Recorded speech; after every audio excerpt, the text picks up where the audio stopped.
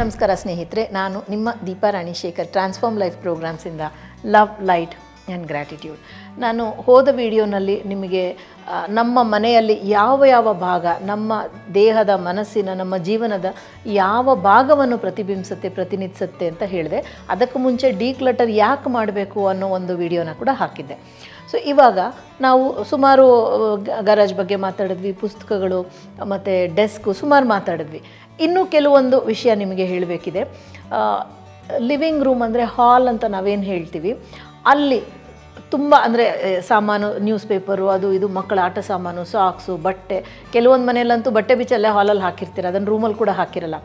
So ಆ ಥರ ಕುಡ್ದಿದ್ದ ಲೋಟ ಇರ್ಬೋದು, ತಟ್ಟೆ ಇರ್ಬೋದು, ಬರೆದಿದ್ದ ಪೆನ್ನು, ಪ್ರತಿಯೊಂದು ಅಲ್ಲೇ ಬಿದ್ದಿರುತ್ತೆ. ಆ್ಯಂಡ್ ಕೆಲವೊಬ್ಬರು ವಾದ ಏನು ಅಂತಂದರೆ ನನಗೆ ಹೀಗಿದ್ರೇ ಅರ್ಥ ಆಗುತ್ತೆ ಅಂತ ಅನ್ನೋದು. ಸೊ ಇದೆಲ್ಲದರ ಮುಂಚೆ ನಮ್ಮ ಚಾನಲ್ನ ಸಬ್ಸ್ಕ್ರೈಬ್ ಮಾಡಿಲ್ಲ ಅಂತಂದರೆ ದಯವಿಟ್ಟು ಬೆಲ್ ಐಕನ್ ಕ್ಲಿಕ್ ಮಾಡಿ ಚಾನಲ್ ಸಬ್ಸ್ಕ್ರೈಬ್ ಮಾಡ್ಕೊಳ್ಳಿ. ಆಲ್ರೆಡಿ ಮಾಡಿದರೆ ನಿಮಗೆ ನಾನು ಥ್ಯಾಂಕ್ಸ್ ಹೇಳ್ತೀನಿ. ಮತ್ತು ಲೈಕ್ ಶೇರ್ ಮಾಡೋದನ್ನು ವಿಡಿಯೋ ಬಗ್ಗೆ ಮರಿಬೇಡಿ. ಸೊ ಈ ಲಿವಿಂಗ್ ರೂಮ್ ಬಗ್ಗೆ, ಹಾಲ್ ಬಗ್ಗೆ ಹೇಳಿದಾಗ, ಹಾಲಲ್ಲಿ ಇಷ್ಟೊಂದು ಕಲಸು ಮೇಲೋಗರ ಇದ್ದಾಗ ಅದು ಏನನ್ನು ಪ್ರತಿಬಿಂಬಿಸುತ್ತೆ ಅಂತಂದಾಗ, ನೀವು ಎಲ್ಲ ಮಾಡಿದ್ರೂ ಯಾವುದೋ ಒಂದು ಕಾರಣಕ್ಕೆ, ಯಾವುದೋ ಒಂದು ಅಪರಾಧಿ ಭಾವನೋ ತಪ್ಪಿತಸ್ಥ ಭಾವನೋ ಅದು ಇದೆಯೋ ಇಲ್ವೋ, ಆದರೆ ನಿಮ್ಮ ಮನಸ್ಸಲ್ಲಿ ಅದನ್ನು ಇಟ್ಕೊಂಡ್ಬಿಟ್ಟು ನೀವು ಜಗತ್ತಿನಿಂದ ಮರೆಮಾಚ್ಕೋತಾ ಇದ್ದೀರಾ. ನಿಮ್ಮನ್ನು ನೀವು ಮರೆಮಾಚ್ಕೋತಾ ಇದ್ದೀರಾ. ಎಲ್ಲೋ ಎಲೆ ಮರೆಕಾಯಿ ಆಗಿರೋದಕ್ಕೆ ಇಷ್ಟಪಡ್ತೀರಾ. ಎಲ್ಲ ಮಾಡಿದ್ರೂ ಅದರ ಕ್ರೆಡಿಟನ್ನು ತೊಗೊಳ್ತಾ ಇಲ್ಲ. ನೀವು ಒಂಥರ ಹಿಂದೆ ಔಚಿಟ್ಕೊಳ್ತಾ ಇರೋವಂಥ ವ್ಯಕ್ತಿತ್ವ ಅಂತ ಅರ್ಥ. ನಿಮಗೆ ವ್ಯಕ್ತಿತ್ವ ಅನ್ನೋದು ಎಲ್ಲೋ ಒಂದು ಕಡೆ ಕಾಂಪ್ರಮೈಸ್ ಆಗ್ತಿರುತ್ತೆ. ಐಡೆಂಟಿಟಿ ಅನ್ನೋದು ನಿಮಗೆ ಸಿಗ್ತಾ ಇರೋದಿಲ್ಲ, ಅದು ಕಾಂಪ್ರಮೈಸ್ ಆಗ್ತಾ ಇರುತ್ತೆ. ಅದು ಹಾಲ್ ಅಥವಾ ಲಿವಿಂಗ್ ರೂಮ್ ಬಗ್ಗೆ. ನೀವು ಅದನ್ನು ಸರಿ ಮಾಡ್ಕೋಬೇಕು ಅಂತಂದಾಗ, ಯಾಕೆ ನೀವು ಎಲ್ಲರ ಮುಂದೆ ನಿಮ್ಮ ಒಂದು ಪ್ರತಿಭೆನ ತೋರಿಸ್ಕೊಳ್ಳೋದಕ್ಕೆ ಇಷ್ಟಪಡೋದಿಲ್ಲ, ನಿಮ್ಮ ಐಡೆಂಟಿಟಿ ಯಾಕೆ ಮರೆಮಾಚ್ಕೋತಾ ಇದ್ದೀರಾ ಅನ್ನೋದ್ರ ಬಗ್ಗೆ ಒಂಚೂರು ಯೋಚನೆ ಮಾಡಬೇಕು. ಮತ್ತು ಹಾಲನ್ನು ನೀವು ಶುಚಿ ಮಾಡೋದಕ್ಕೆ, ಡಿಕ್ಲಟರ್ ಮಾಡೋದಕ್ಕೆ ಶುರು ಮಾಡಿದಾಗ ನಿಮಗೆ ಈ ಒಂದು ಐಡೆಂಟಿಟಿ ಕ್ರೈಸಿಸ್ ಕಮ್ಮಿಯಾಗಿ ಏನು, ಯಾಕೆ, ಏನು ಮತ್ತು ಯಾವುದು ಎಲ್ಲವೂ ನಿಮಗೆ ಕ್ಲಾರಿಟಿ ಬರುತ್ತೆ. ನಂತರದ್ದು ಡೈನಿಂಗ್ ಹಾಲ್ ಅಥವಾ ಊಟದ ಮನೆ ಅಂತ ಏನು ಹೇಳ್ತೀವಿ, ಅಲ್ಲಿ ನೀವು ಅಂದರೆ ಟೇಬಲ್ ಮೇಲೆ ತಟ್ಟೆಗಳು ಹಾಗೆ ಇರುತ್ತೆ, ಹಣ್ಣು ಹಂಪಲು ತಿಂಡಿಗಳು ಎಲ್ಲ ಹಾಗೆ ಇದ್ದಾಗ, ಅಂದರೆ ಊಟಕ್ಕೆ ಕೂಡಬೇಕು ಅಂದಾಗ ತಕ್ಷಣ ಕೂಡೋಕ್ಕಾಗಲ್ಲ, ಟೇಬಲ್ ಕ್ಲೀನ್ ಮಾಡೋಕ್ಕೆ ಸ್ವಲ್ಪ ಟೈಮ್. ಅಂದರೆ ಇವಾಗಂತೂ ಇವತ್ತಿನ ದಿನದಲ್ಲಿ ಸಾಧಾರಣವಾಗಿ ಊಟದ ಮೇಜು ಬಳಸೋದು ತುಂಬ ಕಮ್ಮಿ ಜನ. ಅಂದರೆ ಊಟಕ್ಕೆ ಬಳಸೋದು, ಊಟದ ಮೇಜಿರುತ್ತೆ, ಡೈನಿಂಗ್ ಟೇಬಲ್ ಇರುತ್ತೆ, ಆದರೆ ಅಲ್ಲಿ ಊಟ ಮಾಡೋದು ತುಂಬ ಕಮ್ಮಿ. ಯಾಕೆ ಅಂತಂದರೆ ನಾವು ತಟ್ಟೆನಲ್ಲಿ ಹಾಕ್ಕೊಂಡು ಹಾಲ್ ಲಿವಿಂಗ್ ರೂಮ್ ಏನಿದೆ ಅಲ್ಲಿ ಕೂತ್ಕೊಂಡು ಅಲ್ಲಿ ಟಿ ವಿ ನೋಡ್ಕೊಂಡು ಊಟ ಮಾಡ್ತೀವಿ. ಇಲ್ಲ, ಇದನ್ನೆಲ್ಲ ಹಾಕ್ಕೊಂಡು ನಮ್ಮ ರೂಮಿಗೆ ತೊಗೊಂಡೋಗಿ ಲ್ಯಾಪ್ಟಾಪು ಅಥವಾ ಫೋನು ಇಟ್ಕೊಂಡು ಉಜ್ತಾ ನೋಡ್ತೀವಿ. ಸೊ ಡೈನಿಂಗ್ ಟೇಬಲ್ ಬಳಸಿ ಊಟ ಮಾಡೋದು ಕಮ್ಮಿ. ಹಾಗಾಗಿ ಅದರ ಮೇಲೆ ಔಷಧಿಗಳಿರ್ಬೋದು, ಮತ್ತೊಂದಿರ್ಬೋದು, ಇನ್ನೇನೋ ತೊಗೊಂಡು ಬಂದಿರೋ ವಸ್ತುಗಳಿರ್ಬೋದು, ಎಲ್ಲವೂ ರಾರಾಜಿತವಾಗಿ ಇರುತ್ತೆ.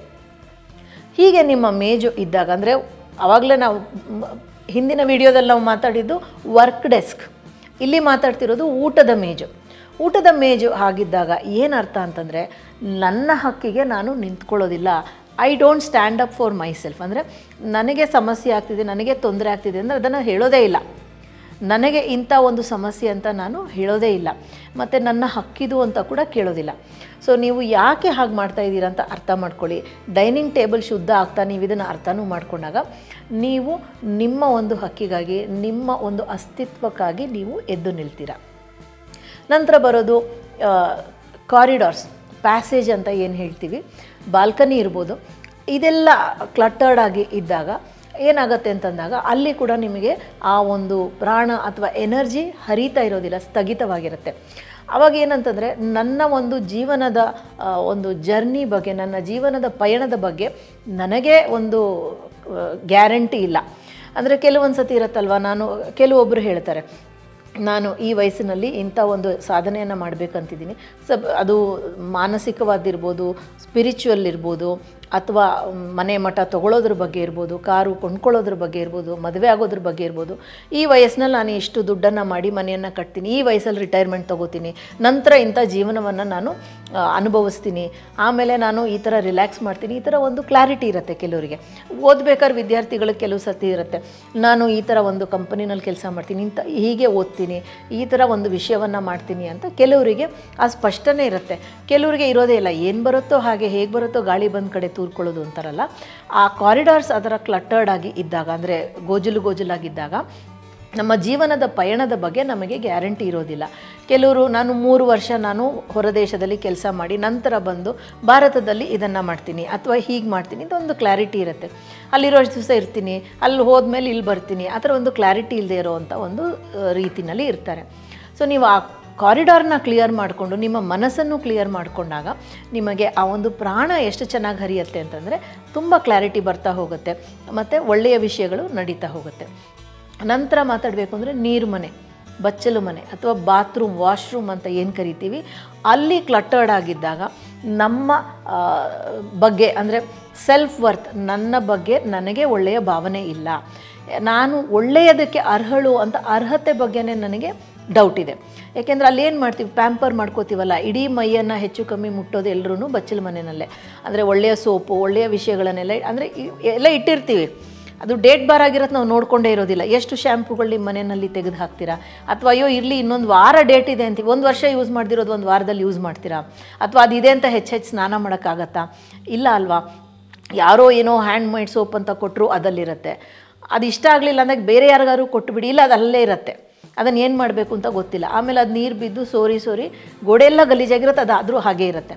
ಸೊ ಬಾತ್ರೂಮ್ ಕ್ಲೀನ್ ಆಗಿಲ್ಲ ಅಂದಾಗ ಫಸ್ಟು ಬೇಕಾದ ವಸ್ತುಗಳನ್ನು ಮಾತ್ರ ಇಟ್ಕೊಂಡು ಬೇಡದ್ದನ್ನೆಲ್ಲ ತೆಗೆದುಬಿಡಿ.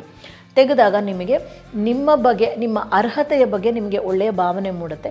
ಅರ್ಹತೆ ಅಂತ ಬಂದಾಗ ನಿಮಗೆ ಕೆಲಸಗಳು ಚೆನ್ನಾಗಾಗತ್ತೆ. ಅದು ಸಂಬಂಧಗಳಿರ್ಬೋದು, ದುಡ್ಡು ಕಾಸಿರ್ಬೋದು, ಆರೋಗ್ಯ ಇರ್ಬೋದು, ಯಾವುದಾದ್ರೂ ಆಗ್ಬೋದು. ನೆಕ್ಸ್ಟು ನೋಡಿದಾಗ ಅಟ್ಟ ಅಂತಂದಾಗ ಇದು ತುಂಬ ಮುಖ್ಯವಾದ ವಿಷಯ. ಅಟ್ಟ ಅಂದಾಗ ನಾವೇನು ಮಾಡ್ತೀವಿ, ಎಲ್ಲ ಸಾಮಾನನ್ನು ಅಲ್ಲಿ ತುಂಬಿಬಿಟ್ಟು ಅದೇನಿದೆ ನಮಗೆ ಮರ್ತೋಗಿರುತ್ತೆ ಅಲ್ವಾ.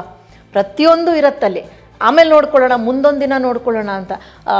ನನ್ನ ಈ ಡಿಕ್ಲಟರ್ ಬಗ್ಗೆ ಪ್ರಥಮ ವಿಡಿಯೋನಲ್ಲಿ ಹೇಳಿದೆ. ಹಬ್ಬ ಹರಿದಿನ ಅಂತಂದಾಗ ನಾವು ಎಲ್ಲ ವಸ್ತುಗಳನ್ನು ತೆಗೆದು ಕ್ಲೀನ್ ಮಾಡ್ತೀವಿ, ಆದರೆ ಯಾವುದನ್ನು ಬಿಡೋದಿಲ್ಲ, ಎಲ್ಲವನ್ನು ಅಟ್ಟ ಸೇರಿಸ್ಬಿಡ್ತೀವಿ. ಮತ್ತೆ ಚೆನ್ನಾಗಿ ತೊಳೆದು ಬೆಳಗಿ ಮಾಡಿ ಮತ್ತೆ ಅಟ್ಟ ಸೇರಿಸ್ಬಿಡೋದು. ಅದು ನಾವು ಯಾವತ್ತಾದರೂ ಬಳಸ್ತೀವ. ಹಿತ್ತಾಳೆ ಸಾಮಾನು, ಇವತ್ತಿನ ಇಂಡಕ್ಷನ್ ಸ್ಟವ್ ಅಥವಾ ಗ್ಯಾಸ್ ಸ್ಟವ್ಗೆ ಅದು ಬಳಕೆಗೆ ಬರೋದಿಲ್ಲ. ಬಳಸ್ತೀವ ಇಲ್ಲ, ಯಾಕೆಂದರೆ ಇವತ್ತು ಕುಕ್ಕರಲ್ಲೇ ವೆರೈಟಿ ಬಂದಿದೆ, ಅದನ್ನೇ ನಾವು ಬಳಸೋದು. ಅಂದಮೇಲೆ ಅದು ಯಾಕೆ, ಅಯ್ಯೋ ಇರಲಿ ನಮ್ಮಮ್ಮ ಬಳಸ್ತಾ ಇದ್ದಿದ್ದು, ನಮ್ಮ ಅಜ್ಜಿ ಬಳಸ್ತಾ ಇದ್ದಿದ್ದು ಅಂತ ಇಟ್ಕೊಂಡಿರ್ತೀವಿ. ಮತ್ತು ಈ ಒಂದು ಅಟ್ಟ ಅನ್ನೋದು ತುಂಬ ಮುಖ್ಯ. ಮತ್ತು ಬೇಡದ ವಸ್ತುಗಳನ್ನು ತುಂಬ ಅಟ್ಟದ ಮೇಲೆ ಇಟ್ಟು ಮರ್ತು ಬಿಡ್ತೀವಿ. ಅದು ಬೇಡದ ವಸ್ತು ಅಂತ ಗೊತ್ತಿದ್ರೂ ಮತ್ತೆ ತೆಗೆದಾಗಲೂ ಕ್ಲೀನ್ ಮಾಡಿ ಮತ್ತೆ ವಾಪಸ್ ಇಡೋದು. ಅಲ್ಲಿ ಏನಾಗುತ್ತೆ ಅಂತಂದರೆ, ಈ ಅಟ್ಟ ನಮ್ಮ ಪೂರ್ವಿಕರಿಗೆ ಅಂದರೆ ಆ್ಯನ್ಸಿಸ್ಟರ್ಸ್ ಅಂತ ಏನಿರ್ತಾರೆ ಅವರಿಗೆ, ಮತ್ತು ನಮ್ಮ ಪಾಸ್ಟ್, ನಮ್ಮ ಭೌತಕಾಲಕ್ಕೆ ಎಲ್ಲದಕ್ಕೂ ಕನೆಕ್ಟ್ ಆಗಿರುತ್ತೆ.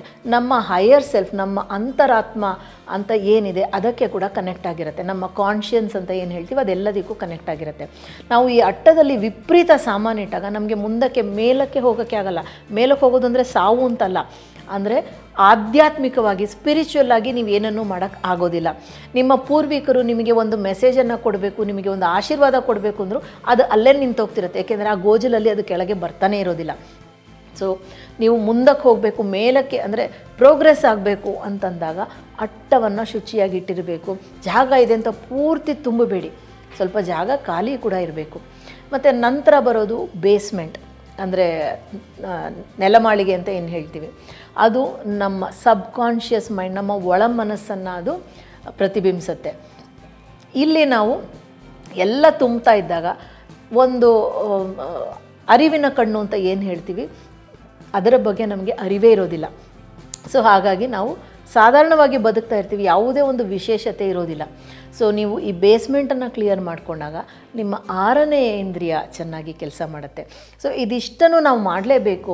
ಇಲ್ಲ ಅಂತಂದರೆ ನಾವು ಏನು ಮಾಡಿದ್ರೂ ಅಲ್ಲಲ್ಲೇ ಸಿಕ್ಕಾಕ್ಕೊಳ್ತಾ ಇರ್ತೀವಿ. ಯಾಕೆಂತಂದರೆ ನಮಗೆ ಈ ಎಲ್ಲ ವಿಷಯಗಳು ಗೊತ್ತಿರೋದಿಲ್ಲ. ಈ ಮನೆ ತಾನೇ ಹೆಂಗಿದ್ರೇನು, ಬಟ್ ನಾನು ಚೆನ್ನಾಗಿ ಮಾಡ್ತೀನಿ ಅಂತಂದಾಗ ನೀವು ಮಾಡಿದ್ದಕ್ಕೆ ತಕ್ಕ ಪ್ರತಿಫಲ ನಿಮಗೆ ಸಿಗ್ತಾ ಇರೋದಿಲ್ಲ. ಸೊ ಇದೆಲ್ಲ ಮಾಡಿದಾಗ ನಿಮಗೆ ಒಳ್ಳೆಯದಾಗಬೇಕು, ನಿಮಗೆ ಅಂದರೆ ಸಿಗದೆ ಇರುವಂಥ ಒಂದು ಅವಕಾಶ ಸಿಗಬೇಕು ಅಂದಾಗ ಏನು ಮಾಡಬೇಕು ಅಂದರೆ, ಇವಾಗ ಸುಮಾರು ಶುಚಿತ್ವ ಮಾಡಿದ್ದೀರಾ ನೀವು. ಶುಚಿತ್ವ ಮಾಡಿದಾಗ ಅದರಲ್ಲಿ ಹೋರ್ಡರ್ಸ್ ಆ್ಯಂಡ್ ಕಲೆಕ್ಟರ್ಸ್ ಅಂತ ಒಂದು ಕಾನ್ಸೆಪ್ಟ್ ಬರುತ್ತೆ. ಹೋರ್ಡರ್ಸ್ ಅಂದಾಗ ಬೇಕೋ ಬೇಡವೋ ಎಲ್ಲ ತುಂಬ್ಕೊಂಬಿಡೋದು, ಅದು ಏನು ಮಾಡಬೇಕು ಅಂತ ಗೊತ್ತಿಲ್ಲ. ಮತ್ತು ಈ ಹೋರ್ಡರ್ಸ್ ಏನಿರ್ತಾರೆ, ಟೈಮಿಗೆ ಹಣವನ್ನು ಸರಿಯಾಗಿ ಶೇಖರಿಸ್ಕೊಳ್ತಿರಲ್ಲ, ಸ್ಪೆಂಡ್ ಮಾಡ್ತಿರಲ್ಲ, ಅಂದರೆ ಬಿಲ್ಗಳು ಕಟ್ಟಲ್ಲ, ಮಾಡಲ್ಲ, ಹಣ ಇದ್ದರೂ ಎಲ್ಲೋ ಹೋಗ್ತಿರತ್ತದು, ಅದು ಹೋರ್ಡರ್ಸ್. ಹೋರ್ಡರ್ಸ್ ಅಂದಾಗ ಅದು ಒಳ್ಳೆಯ ಎನರ್ಜಿ ಅಲ್ಲ. ಕಲೆಕ್ಟರ್ಸ್ ಅಂದಾಗ ಆ್ಯಂಟಿಕ್ ಕಲೆಕ್ಟರ್ಸ್ ಇರ್ಬೋದು, ಸ್ಟ್ಯಾಂಪ್ ಕಲೆಕ್ಟರ್ಸ್ ಇರ್ಬೋದು, ಕಾಯಿನ್ ಕಲೆಕ್ಟರ್ಸ್ ಇರ್ಬೋದು. ಈ ಕಲೆಕ್ಟರ್ಸ್ ಏನು ಮಾಡ್ತಾರೆ ಅಂದರೆ ತುಂಬ ಆರ್ಗನೈಸ್ಡಾಗಿ ಎಲ್ಲ ನೀಟಾಗಿ ಜೋಡಿಸಿಟ್ಕೋತಾರೆ. ಹೋಲ್ಡರ್ಸ್ ಆರ್ಗನೈಸ್ಡ್ ಇರೋದಿಲ್ಲ, ಎಲ್ಲ ಹಾಕಿಟ್ಕೊಂಡಿರ್ತಾರೆ. ಕಲೆಕ್ಟರ್ಸ್ ಅಂದಾಗ ಅದನ್ನು ನೀಟಾಗಿ ಇಟ್ಕೊಂಡಿರ್ತಾರೆ. ಅದನ್ನು ಟೈಮ್ ಟು ಟೈಮ್ ಕ್ಲೀನ್ ಮಾಡ್ತಾರೆ, ಡಸ್ಟ್ ಮಾಡಿ ಎಲ್ಲ ಕ್ಲೀನ್ ಮಾಡಿ ಎಲ್ಲಿ ಏನಿದೆ ಅಂತ ಅವ್ರಿಗೆ ಸದಾ ಗೊತ್ತಿರುತ್ತೆ. ಮತ್ತು ಅದಕ್ಕೆ ಬೆಲೆ ಕೊಟ್ಟು ಅದಕ್ಕೆ ಪ್ರೀತಿ ಮೃತುವರ್ಜಿಯಿಂದ ಅವರು ಪೋಷಣೆಯನ್ನು ಮಾಡ್ತಿರ್ತಾರೆ.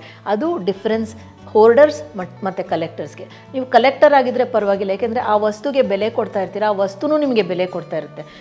ಹೋಲ್ಡರ್ಸ್ ಅಂದಾಗ ಅದು ಯಾವ ಬೆಲೆನೂ ಕೊಡೋದಿಲ್ಲ, ನಿಮ್ಮ ಒಂದು ಶಕ್ತಿಯನ್ನು ಪ್ರಾಣವನ್ನು ಎನರ್ಜಿಯನ್ನು ಕುಗ್ಗಿಸ್ತಾ ಇರುತ್ತೆ. ಇದು ವಿಷಯ. ಇದು ನೀವು ಅರ್ಥ ಮಾಡಿಕೊಂಡು ಇಷ್ಟೊಂದು ಕ್ಲಿಯರ್ ಮಾಡಿದಾಗ ನಂತರ ಏನು ಮಾಡಬೇಕು, ಆ ಒಂದು ನೆಗೆಟಿವ್ ಎನರ್ಜಿ ಬಾಕಿ ಇರೋದನ್ನು ಕ್ಲಿಯರ್ ಮಾಡಿ ಪಾಸಿಟಿವ್ ಎನರ್ಜಿ ಮಾಡ್ಕೊಳ್ಳೋದಕ್ಕೆ ಏನು ಮಾಡಬೇಕು ಅದನ್ನು ಹೇಳ್ತೀನಿ. ಸೊ ನಾನು ನಿಮಗೆ ಒಂದು ವಿಷಯ ಹೇಳ್ತೀನಿ, ಎಲ್ಲ ಕ್ಲಿಯರ್ ಮಾಡಿದ್ದೀರಾ, ಏನು ಮಾಡಬೇಕು ನಿಮಗೆ ಒಳ್ಳೆಯದಾಗಬೇಕು ಅಂದರೆ ಯಾವುದಾದ್ರೂ ವಿಷಯ ಇರ್ಬೋದು, ಹಣಕಾಸು ಇರ್ಬೋದು, ಒಳ್ಳೆಯ ಜೀವನ ಸಂಗಾತಿ ಇರ್ಬೋದು, ಏನಾದರೂ ಇರ್ಬೋದು, ಅಥವಾ ಮಾನಸಿಕವಾದ ಒಂದು ಸ್ಥಿರತೆ, ಪೀಸ್ ಆಫ್ ಮೈಂಡ್ ಏನಾದರೂ ಇರ್ಬೋದು. ಅದಕ್ಕೆ ಬೇಕಾದ ವಸ್ತುಗಳು, ಒಂದು ಗ್ರೀನ್ ಕ್ಯಾಂಡಲ್ ಬೇಕು, ಕ್ಯಾಂಡಲ್ ಇಡೋದಕ್ಕೆ ಒಂದು ಹೋಲ್ಡರ್ ಬೇಕು, ಕ್ಯಾಂಡಲ್ ಹಚ್ಚೋಕ್ಕೆ ಮ್ಯಾಚಸ್ ಬೇಕು, ಒಂದು ಕಾಯಿನ್ ಬೇಕು. ಯಾಕೆ ಅಂತ ಹೇಳ್ತೀನಿ. ಪೆಪ್ಪರ್ಮಿಂಟ್ ಆಯಿಲ್ ಅಂತ ಸಿಗುತ್ತೆ, ಇದು ಬೇಕು. ಇದು ಸಿಕ್ಕದೇ ಇದ್ದರೆ ಯಾವುದಾದ್ರೂ ಎಸೆನ್ಷಿಯಲ್ ಆಯಿಲನ್ನು ಬಳಸಿ. ಯಾವುದು ತುಂಬ ಒಳ್ಳೇದು ಮಾಡುತ್ತೆ ಅಂತ ನಾನು ಹೇಳ್ತೀನಿ, ಅದು ಸಿಗ್ತಾ ಇಲ್ಲ ಏನು ಮಾಡಲಿ ಅಂತಂದಾಗ ಒಂದು ನಿಮಗೆ ಒಳ್ಳೇದಾಗಬೇಕಂದಾಗ ಅದನ್ನು ತೊಗೋಬೇಕು. ಇಲ್ಲಾಂದರೆ ನಿಮ್ಮ ಮನೇಲಿರೋ ಯಾವುದಾದ್ರೂ ಆಯಿಲನ್ನು ಬಳಸಿ.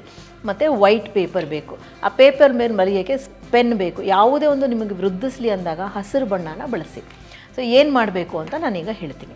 ಸೊ ಪ್ರಥಮವಾಗಿ ನಿಮಗೆ ಯಾವ ಅಮೌಂಟ್ ಬೇಕು, ಅಥವಾ ಅಮೌಂಟ್ ಇಲ್ಲ ಅಂತಂದರೆ ಜೀವನ ಸಂಗಾತಿನೋ ನಿಮ್ಮದು ಏನಿರುತ್ತೆ ಕೋರಿಕೆ, ಅದನ್ನು ಇಲ್ಲಿ ಈ ಪೇಪರ್ ಮೇಲೆ ಬರೀರಿ. ಸೊ ನೀವು ಆ ಸಿಂಬಲನ್ನು ಕೂಡ ಹಾಕ್ಬೋದು. ಇವಾಗ ನಾವು ಇಂಡಿಯನ್ಸ್ ಅದರಿಂದ ರುಪೀಸ್ ಅಂತ ಹಾಕ್ತೀವಿ. ನೀವು ಅಮೇರಿಕಾದಲ್ಲಿದ್ದರೆ ಡಾಲರ್ಸ್ ಹಾಕಿ, ಇದರಲ್ಲಿ UK ಯೂರೋ ಹಾಕಿಬಿಟ್ಟು ನಿಮಗೆ ಎಷ್ಟು ಹಣ ಬೇಕು ಅಷ್ಟು ಹಣವನ್ನು ನೀವು ಬರೀರಿ. ಬರೆದುಬಿಟ್ಟು ಆ ಒಂದು ಲೈನ್ ಏನು ಬರುತ್ತೆ ಅಂದರೆ ಎಂಡ್ ಅಂತ ಹಾಕಬೇಡಿ, so that let it keep flowing, ಅದು ಹರಿತಾನೇ ಇರಲಿ. ಬರೆದುಬಿಟ್ಟು ಈ ಪೇಪರನ್ನು ಇಟ್ಕೊಳ್ಳಿ. ಇಟ್ಕೊಂಡ್ಮೇಲೆ ಈ ಕ್ಯಾಂಡಲ್ಗೆ ನೀವು ಈ ಕಾಯಿನ್ ತೊಗೊಳ್ಳಿ. ಈ ಕಾಯಿನ್ ತೊಗೊಂಡು ನೀವು ಇಲ್ಲಿ ಇವಾಗ ನಾವು ಭಾರತದಲ್ಲಿ ಇರೋದ್ರಿಂದ ನಾನು ರುಪಿ ಅಂತ ಬರಿತೀನಿ, ಆಯಿತಾ. ನೀವು ಎಲ್ಲಿರ್ತೀರಾ ಆ ಒಂದು ಕರೆನ್ಸಿಯ ಸಿಂಬಲನ್ನು ಬರೀರಿ ಅಂತಂದರೆ ಅದು ಕಾಣಿಸ್ದೇ ಇದ್ರೂ ಪರವಾಗಿಲ್ಲ, ಕ್ಯಾಂಡಲ್ ಯೂಸ್ ಮಾಡಿಕೊಂಡು ಅದನ್ನು ನೀವು ಇದರ ಮೇಲೆ ಸ್ಕ್ರಿಬಲ್ ಮಾಡಿಬಿಟ್ಟು ವಿಜುವಲೈಸ್ ದ ಅಮೌಂಟ್. ನೀವು ಏನು ಅಮೌಂಟ್ ಆ ಪೇಪರಲ್ಲಿ ಬರೆದಿದ್ದೀರೋ ಆ ಅಮೌಂಟನ್ನು ವಿಜುವಲೈಸ್ ಮಾಡಿಬಿಟ್ಟು ಅನಾಯಿಂಟಿಂಗ್ ದ ಕ್ಯಾಂಡಲ್ ಅಂತ ಹೇಳಿದ್ರೆ, ಅನಾಯಿಂಟಿಂಗ್ ಅಂದರೆ ಈ ಒಂದು ಎಸೆನ್ಷಿಯಲ್ ಆಯಿಲ್ ಏನಿರುತ್ತೆ, ಪೆಪ್ಪರ್ಮಿಂಟ್ ಆಯಿಲ್ ನಾನು ತೊಗೊಂಡಿದ್ದೀನಿ, ಇದನ್ನು ತೊಗೊಂಡು ಇಡೀ ಕ್ಯಾಂಡಲ್ಗೆ ಹಚ್ಚೋದು. ನೀವು ಬೆರಳಿಗೆ ಹಾಕ್ಕೊಂಡಾದರೂ ಹಚ್ಬೋದು, ಅಥವಾ ಕ್ಯಾಂಡಲ್ ಮೇಲೆ ಡೈರೆಕ್ಟಾಗಿ ವಾಸನೆ ಘಮ್ಮಂತ ಬರ್ತಾಯಿದೆ ಪೆಪ್ಪರ್ಮಿಂಟ್ ಆಯಿಲ್. ಅದನ್ನು ಹಚ್ಚಬೇಕಾದ್ರೆ ನೀವು ಅಂದ್ಕೊಳ್ತಾ ಇರಬೇಕು, ನನಗೆ ನಾನು ಹೇಳಿದಂಥ ಹಣನೋ ಅಥವಾ ನಾನು ಕೇಳಿದಂಥ ವಿಷಯನೋ ಬರ್ತಾ ಇದೆ ಅಂತ. ಆಮೇಲೆ ಒಂದು ನಿಮಿಷ ಎಲ್ಲ ದೇವಾದಿ ದೇವತೆಗಳಿಗೆ, ಬ್ರಹ್ಮಾಂಡಕ್ಕೆ ನಿಮ್ಮ ಒಂದು ಗ್ರ್ಯಾಟಿಟ್ಯೂಡ್, ಥ್ಯಾಂಕ್ಸನ್ನು ಹೇಳಿ ಈ ಒಂದು ಕ್ಯಾಂಡಲನ್ನು ಹಚ್ಚಿ. ಕ್ಯಾಂಡಲ್ ಹಸಿರು ಬಣ್ಣದ್ದೇ ಆಗಿರಬೇಕು. ಹಸಿರು ಬಣ್ಣ ಸಿಕ್ಕಲಿಲ್ಲ ಅಂತ ಕೇಳಬೇಡಿ, ಆವಾಗ ಎಫೆಕ್ಟ್ ಕಮ್ಮಿ ಆಗುತ್ತೆ. ನೀವು ಹೇಳಿದ ವಿಷಯನ ಮಾಡದೇ ಇದ್ದಾಗ ಸ್ವಲ್ಪ ಎಫೆಕ್ಟ್ ಕಮ್ಮಿ ಆಗುತ್ತೆ. ಈಗ ನೀವು ಕ್ಯಾಂಡಲನ್ನು ಒಂದು ಕಡೆ ಹಾಗೆ ಕ್ಯಾಂಡಲ್ ಹೋಲ್ಡರಲ್ಲಿ ಇಟ್ಕೊಳ್ಳಿ. ಇಟ್ಕೊಂಡು ಈ ಫ್ಲೇಮನ್ನು ತ್ರಾಟಕ ಹಾಕೋದು ಅಂತ ಹೇಳ್ತಾರೆ, ಆಯಿತಾ. ಆ ಥರ ಈ ಕ್ಯಾಂಡಲ್ನ ನೋಡಿಕೊಂಡು, ಅಂದರೆ ಈ ಒಂದು ಜ್ಯೋತಿನ ನೋಡಿಕೊಂಡು, ನಾನಿಲ್ಲಿ 10 ನಿಮಿಷ ತೋರಿಸಲ್ಲ ಏಕೆಂದರೆ ನಿಮಗೆ ಬೋರ್ ಆಗುತ್ತೆ ಅಂಥೇಳಿ, ಒಂದು 10 ನಿಮಿಷದವರೆಗೂ ವಿಜುವಲೈಸ್ ಮಾಡ್ಕೊಳ್ಳಿ. ನೀವು ಏನನ್ನು ಆ ಪೇಪರಲ್ಲಿ ಬರೆದಿದ್ದೀರಾ ಅದನ್ನು ವಿಜುವಲೈಸ್ ಮಾಡ್ಕೊಳ್ಳಿ. ವಿಜುವಲೈಸ್ 10 ನಿಮಿಷ ಮಾಡಿ, ನಾನು 10 ನಿಮಿಷ ತೋರಿಸಿಲ್ಲ ಅಂತ ನೀವು ಅಷ್ಟಕ್ಕೆ ಮಾಡಬೇಡಿ. ಮತ್ತು ಈ ಪೇಪರ್ ಏನಿದೆ ಇದನ್ನು ಹೀಗೆ 3 ಭಾಗವಾಗಿ ಒಂದು ಎನ್ವೆಲಪ್ ಥರ ಮಾಡಿಸಿ, ಆಯಿತಾ. ಒಂದು ಎನ್ವೆಲಪ್ ಥರ ಮಾಡಿಸಿ ನೋಡಿ. ಇದು ಪ್ರಥಮ ಭಾಗ, ಮತ್ತು 2, 3 ಮಡಿಸ್ಬಿಟ್ಟು ಈ ಕಾಯಿನ್ ಏನಿತ್ತು ಈ ಕಾಯಿನನ್ನು ಇದ್ರ ಒಳಗಡೆ ಹಾಕಿಬಿಟ್ಟು ಮತ್ತೆ ಅದನ್ನು ಏನು ಮಾಡಿ ಅಂತಂದರೆ ಈ ಒಂದು ವ್ಯಾಕ್ಸನ್ನು ಹಾಕಿ ಸೀಲ್ ಮಾಡಿ. ಈ ವ್ಯಾಕ್ಸನ್ನು ಹಾಕಿ ಸೀಲ್ ಮಾಡಿ. ಮತ್ತೊಂದು ಮಡಿಕೆಯನ್ನು ಕೊಟ್ಟು ಈ ವ್ಯಾಕ್ಸನ್ನು ಹಾಕಿಬಿಟ್ಟು ಸೀಲ್ ಮಾಡಿ. ಈ ಕ್ಯಾಂಡಲ್ ವ್ಯಾಕ್ಸ್ ಏನಿದೆ ಅದನ್ನು ಹಾಕಿ ಸೀಲ್ ಮಾಡಬೇಕು.